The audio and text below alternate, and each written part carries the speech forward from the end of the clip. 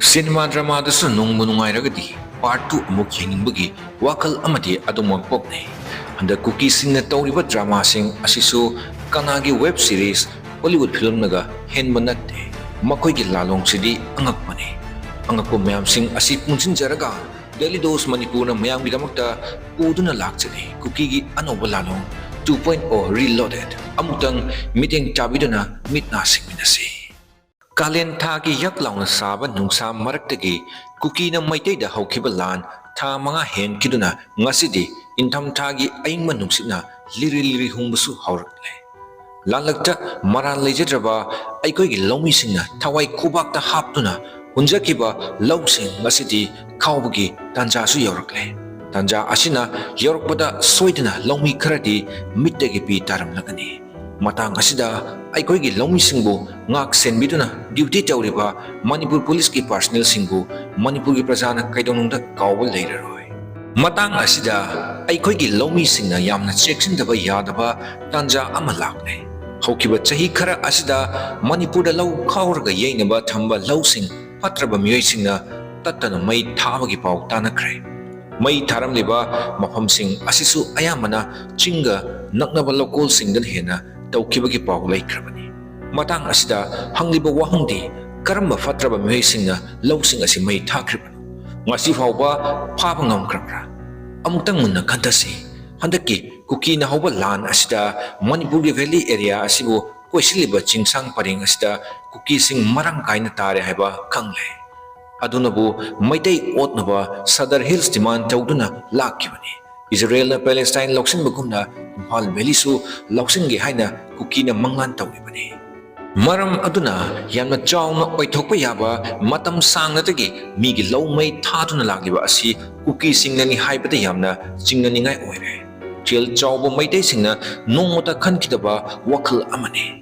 chanaba bo leitrabadi miyoibana karamna hingani masimasu kuki singi Anouba aikoina khangdriba lalong amani mayam jeksin minasi Malemda Manipurna sports amati culture gi hiramda India bu sak taktuna lakle masina lairabasu Manipur asi magun leiba state ama oiba ngamlebani adubu huran naranda changlakpa akang ai saba kuki singna Manipur gi asuk phajaraba saktam asi thugaina naba kanna hotnari hojikti kuki singna nongmai kapa toktuna Anouba LALONG kya YATPA haurakle chahi lising ani dagi henna leiraklaba Manipur gi MEITEI lon asisu kuki singna makoi dagi lawtukpani haina amuk haiba hauраklabani athomba akhaba achouba asina chingba wahai kya sing asibu kuki lon dagi MEITEI na ba haiba suffix asi tapsinduna semba wahai ni haina maral su sirakli matang asi yaurab phawba lenga asina usinnadana leithop haiba asi achouba asoiba amani chahi kharagi mamangda minai oina changlakhiba makoina MEITEI lon asisu moigini haiba hauraknabani kuki singna marai thabadagi MEITEI lon sengna haiba haitabadagi athombabu athom akhababu akha haijinduna makoigi maron ontokhiba soidana oiramba yai oidaba asisu hanjin ngangsilaklabadi ataba mina achumbani khankhibasu yai masi kuki singi yamna haithoi singthoiba talent amani su haiba yai asuk luraba tanja asida English ta ngaujaba entrepreneur amana masagi oiba wakalon miyamda phongkiba mayam soidina tabiramnagani kuki kanguna English taga investment torpa jala adubu lidna makon changamdai masa sumthokpugum MEITEI londa phajana warakkibasu miyamna soidina ubiramnagani tandi phajana kaiba entrepreneur oiba jani Israel amadi Palestine anigi war asida kuki kharadi masa phingatpa soidin yawramnagani handakta pause singda phongkiba India dagi kuki singna Israel gi lanmi oina landa yawbugi paw aduda kuki kharati yamna chawthokchaba yawramnagani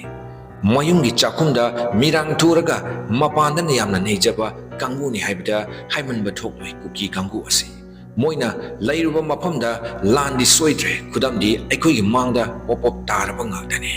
adubu makoi si Palestine gi Hamas kangbu dagi Manipur gi commando na hena kiba jani masi aina haiba nate aikoi mangda popup tadun leraba wafamni ngasi phawba kuki amadi KUKINA chalaiba atopa jati singna Manipur gi yamna maru oiba town ama oiriba mori asda Manipur gi MEITEI commando singbu changba thingli masina takpati huranba thabak mayam ama makoiga yanaba kangbusinga chathare haiba asini handaktasu Myanmar dagi changlakpa mioi kya morida kukina mai thadok pikraba maitai gi yumdagi huranba phaki kuki kangugi lalong asidi pura angakpane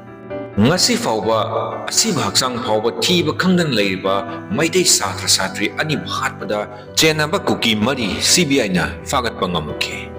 madugi laman oina maitai nupi macha climate activist Laisipriya kangu jambu kuki gi maramda aranba pau sandoi haina maitai taragani pangi matakta NIA da investigation tawhanbi haina kuki organization singna CBI amadi NIA da wakatche thabada maming yauki tasengna India gi asu lemjaninge oiraba agency asisu kukina chalairaba jatla haina micham praja aikhoiti chingnaba haurabani kuki singi Anouba 2.0 lalong asidi pura yak laubini maram aduna maite ekhuisu kuki gi firewall 2.0 asibu thengnanaba sem sab hauba yare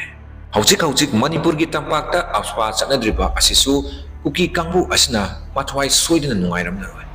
Apspa asina mi oiram labadi mangda fawba kuki singa koitan tanaduna tumba chaba khanglam da yai Apspa na mi oiram driba asisu paisa paijadaba maitei ekhoigidi yamna laibak phabani natrabadi kuki singna popi lokpagi pantha amada Apspa asi Imphal Valley dasu suidna thabak piramba yai ekhoina masimasu kawgumsi mamangda kuki singna tatana Apspa asi Imphal pumba chana hannabagi demand tawbusu laikrabani maram aduna mikup ama hekta da khutsemgi irang ama hekta thokanduna thamangi basu yai matang asida maitei ekhoina yamna santi oine leiba ama darkar leigani haina kanjai maramdi maitei ekhoigi laktasu hi ani tongba kangbu yaurabra haina chingnare state amada capital ani leiba asi India dadi Manipur na ahanbasu oiroi dawri karigumba ukhrul asina summer capital oiba tarabadi